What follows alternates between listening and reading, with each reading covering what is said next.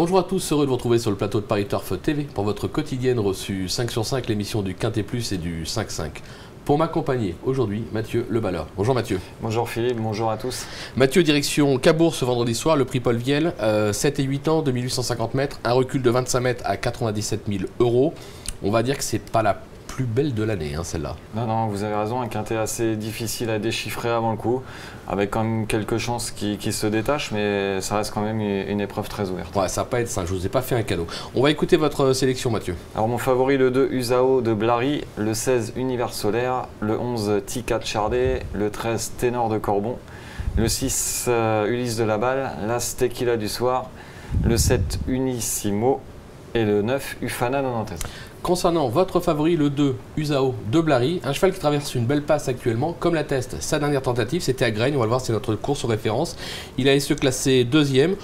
Sur cette ligne droite, c'est assez logique de le retenir, même si là c'était corde à gauche et à Cabourg on est corde à droite. Voilà, le cheval de ce jour-là faisait longtemps une illusion pour la victoire, il se faisait toiser vraiment dans les derniers mètres de course, mais il confirmait sa grande forme du moment. Le cheval ne cesse de s'illustrer en province, corde à droite, corde à gauche.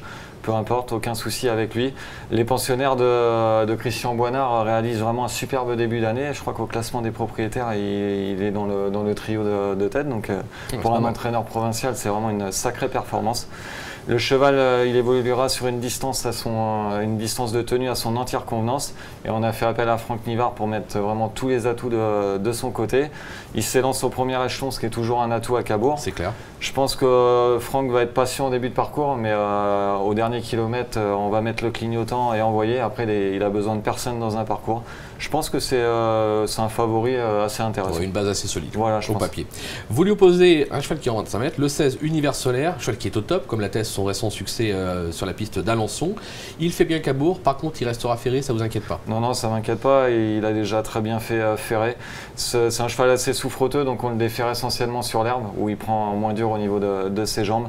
Mathieu Mottier s'en sert à la perfection. C'est vraiment un cheval de grand train. Certes, il aurait peut-être préféré une grande piste, mais il a déjà aussi bien fait à Cabourg. C'est un cheval, faut envoyer de loin avec lui parce qu'il possède vraiment que de la tenue. Si la course se déroule sur une pointe, il a aucune chance de faire l'arrivée. Mais là, je pense qu'il devra avoir vraiment du train dans cette épreuve. Donc, il est lui aussi capable de réaliser vraiment un drôle de dernier kilomètre. Je pense que c'est un bon outsider. On l'attend sur le podium. En troisième position, le numéro 11, une femelle, Tika de Chardet. Les moyens ne lui manquent pas. Maintenant, elle reste très délicate. Disqualifiée 3 fois au cours de ses 4 dernières tentatives. On la rachète? Moi je la rachète, j'avais pris en note pour sa rentrée à Amiens. Ce jour-là, elle traçait une bonne fin de course alors que c'était vraiment son premier parcours dans les jambes. Et depuis, c'est vrai qu'elle est vraiment très décevante. Après, on sait que Philippe Daugeard, lors du meeting de Cabourg, il est toujours redoutable. D'ailleurs, elle avait gagné ce quintet l'an dernier avec Soleil du Verger. Donc je m'en méfie toujours. C'est un homme très habile. Je pense que si il dit qu'il a changé sa méthode d'entraînement pour Tika de Chardet, si on retrouve vraiment la jument de l'été dernier où elle avait gagné une course en début de meeting, après c'était classé deuxième d'un quintet, moi je pense qu'elle peut faire l'arrivée dans le quintet à une cote aux alentours des 15-20 contre. Ah, c'est intéressant. Justement, on va voir ce qu'en pense Philippe Daugeard, qui va notamment nous parler de l'aptitude de sa jument corde à droite. On l'écoute. Oui, en général, Cabourg lui convient très bien. Le sol est assez souple et puis le profil corde à droite, l'avantage. Donc on attend une réelle réhabilitation pour ce quintet? Moi je dirais que j'ai pas remarqué l'opposition, mais j'espère vraiment la voir courir en progrès. Et donc par conséquent, il ne faut pas l'exclure dans la bonne combinaison pour être 4-5e. 5e, comme vous l'a dit, on va s'en méfier, elle a sa place sur le podium en valeur intrinsèque.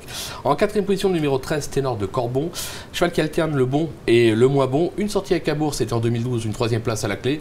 Ne serait-ce que sur cette performance, l'attitude à la piste, pourquoi pas pour une place? Voilà, c'est un chic cheval qui répète vraiment toutes ses courses en province, dans les grands prix. Il est maniable dans un parcours, on en fait un peu ce qu'on veut. Lui, c'est pareil, sur les parcours de tenue, on sa préférence. Donc Anthony Barrier le connaît parfaitement. Donc avant le coup, moi j'y vois vraiment une belle chance.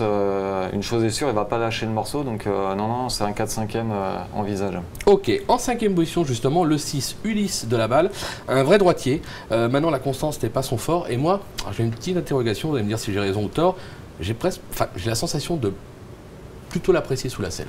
Oui, certes, ses meilleurs titres ont été acquis sous la selle, mais il a déjà laissé entrevoir quelques moyens au sulky. C'est un cheval malheureusement qui s'élance comme un fer à repasser, comme on dit. Il perd souvent beaucoup de terrain en partant, mais après il possède vraiment une tenue à toute épreuve. L'an dernier, dans un quintet justement, il était parti sur une légère incartade. Ensuite, c'était vraiment la note en retrait. Donc je me méfie, les pensionnaires de Arnaud Desmottes sont en forme. Et ce cheval-là, pour moi, il est un petit peu en retard de gain. Donc s'il ne perd pas trop de terrain en début de parcours, il est capable de réaliser un numéro. Et pour moi, c'est vraiment un très très bon outsider. Mais on va voir justement ce qu'on pense son entraîneur Arnaud Desmottes, on l'écoute. Oui, c'est une belle course pour lui en tête. Maintenant, le départ élastique, il est assez peureux, donc ça sera dur d'être en tête tout de suite. Je pense plus pour les places. Ah, parce que pour la gagne, il faut absolument qu'ils soient en tête. Disons qu'il est vraiment bon quand il est devant. Maintenant, la gagne, ce sera vraiment un bon parcours, quoi. Mais je vous dis, il va pas être rapide en partant, il faut vraiment que ça se passe bien. Bon, comme vous l'avez dit, un petit bémol en partant, un cheval qui a du mal à se mettre en jambes. Après, maintenant, avec le bon parcours, il a tout à fait le droit de faire l'arrivée. Après, on peut noter qu'à part Usao de Blary, qui peut lui aussi prendre les commandes de l'épreuve, c'est surtout des attentistes en tête. Donc s'il perd un petit peu de terrain, je pense qu'on va le laisser faire pour prendre la tête. Il peut vite revenir sans devant. faire trop d'efforts. Donc attention, après, s'il parvient à prendre rapidement les commandes de l'épreuve, il tient comme un cric. Bah voilà, Mathieu, tout est dit, ou presque. Merci pour toutes ces infos. On va se quitter avec un petit chocolat dans la Réunion, le 704 de mémoire. Voilà, le 704 Cocan de Guégué. C'est un poulain que j'ai repéré en province à Saint-Aubin-les-Elbeuf. Il s'imposait vraiment dans un bon style ce jour-là. Bon, là, certes, il monte de catégorie, mais il possède des lignes avec Khalid de Pébrizy qui a gagné à Enghien la semaine dernière. Donc Stéphane Meunier entraîne près de l'hippodrome de Cabourg. Donc on peut s'en méfier. Pour moi, c'est un petit poulain en retard de gain. Donc attention à lui. Eh ben, on va vous faire confiance et on va le suivre, on va surtout le jouer et le toucher, c'est logique. Mathieu, merci pour toutes ces informations. On se retrouve très vite sur le plateau de Paris Turf TV. Bonjour à tous, au revoir. Au revoir.